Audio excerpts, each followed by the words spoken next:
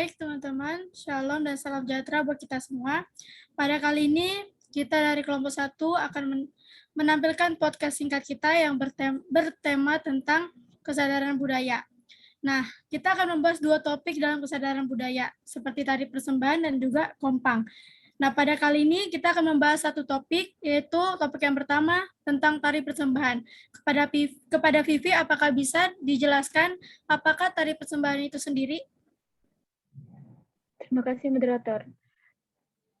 Tari persembahan memberi siri, memberi hormat. Seni tari merupakan ungkapan keindahan yang diungkapkan dalam media gerak. Selain mengundang keindahan, gerak dalam tari juga mengandung makna-makna yang kemudian proses menjadi pesan. Terdapat berbagai unsur yang meliputi seni tari. Unsur-unsur tersebut antara lain tubuh, irama, rasa, dan rupa. Semua unsur tersebut saling berkait untuk mencapai nilai estetik. Pada sebuah tari, nilai-nilai estetik dalam seni tari selalu ditemukan dalam tarian Nusantara. Salah satunya terlihat dalam pementasan tari persembahan. Tari persembahan merupakan tari Melayu biasa dipentaskan untuk menyambut kedatangan tamu agung. Tari ini dibawakan oleh 5-8 orang perempuan. Gerak tari persembahan sangat sederhana, bertumpu pada gerakan tangan dan kaki. Gerakan menunduk sambil merapat telapak tangan merupakan bentuk penghormatan kepada para tamu yang datang. Para penari mengenakan baju yang biasa dipakai mempelai perempuan, yaitu baju adat yang disebut dengan baju kurung teluk belanga. Pada bagian kepala terdapat mahkota yang dilengkapi dengan hiasan-hiasan berbentuk bunga. Sementara bagian bawah tubuh para penari dibalut oleh kain songket berwarna cerah.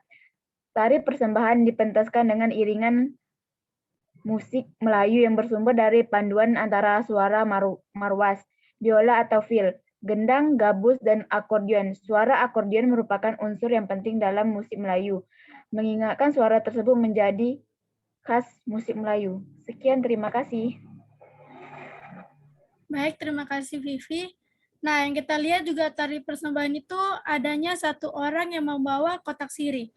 Nah, apakah kotak siri itu sendiri, apakah bisa diberikan kepada Zul untuk memberikan penjelasan kotak siri tersebut?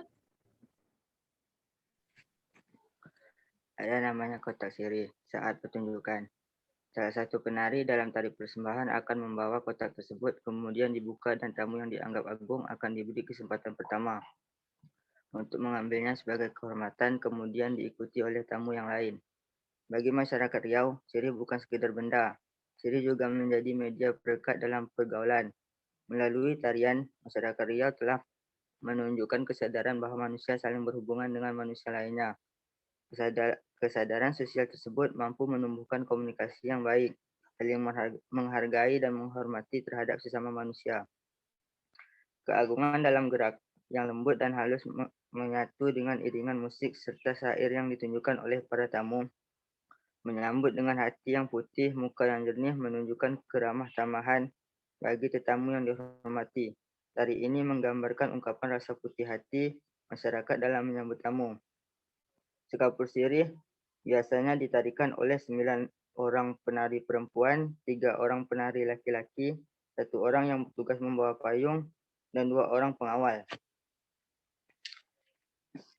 Properti yang digunakan ialah wadah atau cerano yang berisikan lembaran daun sirih, payung, keris, pakaran yang digunakan baju kurung atau adat Jambi. Iringan musik, langga Melayu dengan alat musik yang terdiri dari biola, gambus, akordeon, rebana, gong, dan gendang. Sekian, terima kasih. Baik, terima kasih Zul. Sekarang kita akan memasuki yang namanya tentang fungsi seni tari persembahan. Kepada Della, apakah bisa diberikan penjelasannya tentang fungsi dari seni tari persembahan itu sendiri? Dalam tarian ini, salah satu penari akan turun dan mendekati tamu kehormatan sambil membawa kotak berisi siri. Siri dalam kotak tersebut kemudian dibuka dan tamu yang dianggap agung diberi kesempatan pertama untuk mengambilnya sebagai bentuk penghormatan. Setelahnya, baru diikuti oleh tamu-tamu lain. Bagi masyarakat Melayu di Kepulauan Riau, siri bukan sekadar benda biasa, melainkan dianggap menjadi media perekat dalam pergaulan.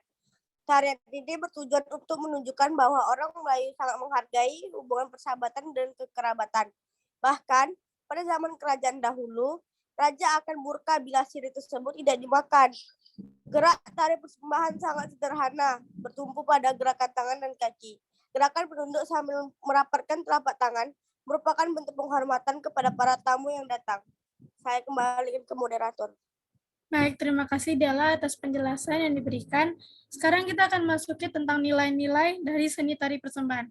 Kepada Gary, apakah bisa diberikan penjelasannya tentang nilai-nilai dari seni tari persembahan tersebut? Nilai-nilai dalam tari persembahan itu yang pertama ada disiplin dan kesabaran. Nilai ini tercermin dari ragam gerak tari yang harus dipelajari dengan kedisiplinan dan kesabaran agar mendapat menguasai tari dengan baik. Salah satu syarat untuk dapat menarikan tari Melayu adalah penari dan dapat menjiwai setiap gerakan, bukan hanya sekedar melenggang saja. Kedua, ada hiburan. Tari sekapur sirih menampilkan gerakan yang indah dan alunan musik yang gembira. Tamu akan merasa terhibur jika disambut dengan tari ini. Pelestarian budaya. Pementasan tari ini dalam setiap pembukaan di acara merupakan upaya pelestarian budaya Melayu ketika mementaskan tari ini. Sebenarnya ada 3 hal yang dilestarikan, yaitu lagu tari dan busana Melayu. Seni tarian terdapat pada unsur gerak, pakaian adat Riau, musik menggiring, dan lagu-lagu Melayu yang dilantunkan. Unsur-unsur seni tari ini terpadu sehingga membentuk sebuah harmoni yang terwujud dalam pentas tarian. Olahraga, nilai ini tampak sekali dari gerakan-gerakan yang ritmis dan dinamis. Hal ini tentu saja sangat memerlukan kesiapan fisik penarinya, kekuatan, ketahanan, dan kelenturan tubuh penari sangat diperlukan untuk melakukan beragam gerak tari makan sirih yang indah dan penuh semangat. Kreativitas, nilai ini tercermin dari ragam gerak yang mencerminkan kreativitas orang Melayu dalam mengekspresikan keindahan. Baik, menurut saya itu saja. Baik, terima kasih Gary atas penjelasannya tentang nilai-nilai dari seni tari persembahan. Nah, itu mungkin dari topik yang pertama akan kita bahas. Nah, selanjutnya kita akan masuki ke dalam topik yang kedua, yaitu kompang. Kepada Vivi, apakah bisa dijelaskan kompang dan sejarah kompang itu sendiri? Kompang berasal dari suatu jenis musik Arab yang dibawa oleh pedagang India, Arab, Muslim ke kawasan Melayu yang masuk pada zaman Kesultanan Melaka, tepatnya sekitar ke abad 13. Menurut Dinas Kebudayaan Kesenian dan Pariwisata Provinsi Riau, kompang Melayu Bengkalis Riau berasal dari Johor, Malaysia, tempatnya daerah Kampung Jawa, daerah Muar. Sejak tahun 1940-an, kompang ini sudah berkembang di daerah Bengkalis, yang dulunya masih menyatu dengan Siak. Mengenai keterangan ini dapat dilihat pada video kompang Bengkalis Riau Seni Musik Tradisional Riau. Asal permainan kompang ini konon seperti disampaikan Pak Zailani Sulung, dibawa oleh seorang bernama Pak Maun yang pulang dari daerah Kampung Jawa, Muara Johor, Malaysia tersebut. Sepulangnya di Meskon, sebuah kampung di Bengkalis, ia pun mengajarkan alat permainan musik tersebut kepada abangnya yang bernama Muhammad Ali. Selanjutnya Pak Maun pindah ke daerah Bantan Tua pada suatu kampung yang dikenal dengan sebutan Resan.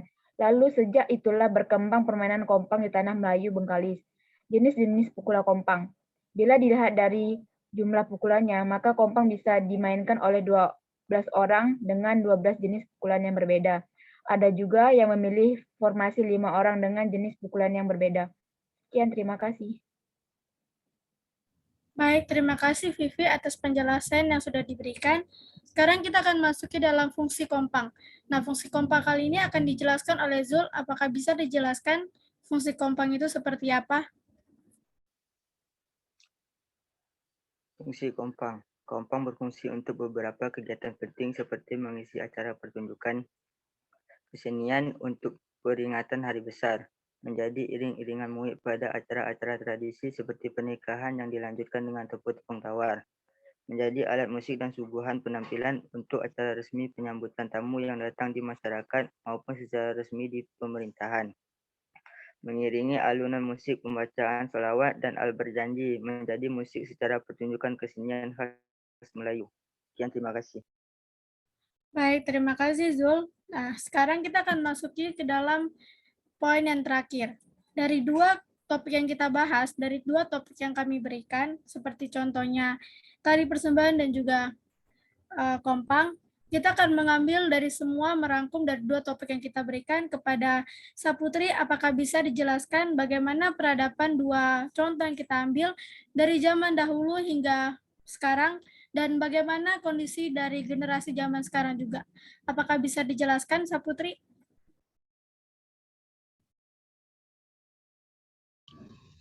Oke, baik. Saya akan menjelaskan sedikit. Jadi bisa kita lihat ya di kalangan masyarakat sekarang atau di generasi muda sekarang sudah sangat jarang kita temukan lagi seperti tari persembahan atau permainan kopang ini. Ini hanya di saat-saat tertentu saja.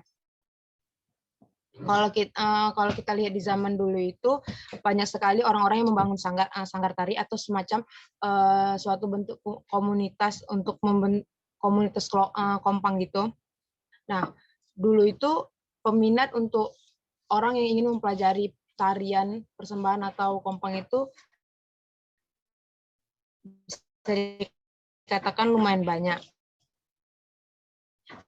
Tetapi dengan seiring zaman, hal itu sudah mulai tidak memperdulikan atau tidak lagi ingin mempelajarinya. Malahan generasi sekarang malah lebih cenderung tertarik untuk mempelajari dunia dan kebudayaan lainnya yang dari luar. Nah, hal inilah yang seharusnya menjadi kesadaran bagi masyarakat itu sendiri untuk mempertahankan atau melestarikan kebudayaan itu agar tidak hilang begitu saja. Dan juga butuhnya kesadaran dari generasi muda dalam berperan untuk menjaga budaya itu agar tidak hilang, walaupun dengan perkembangan zaman yang mulai canggih.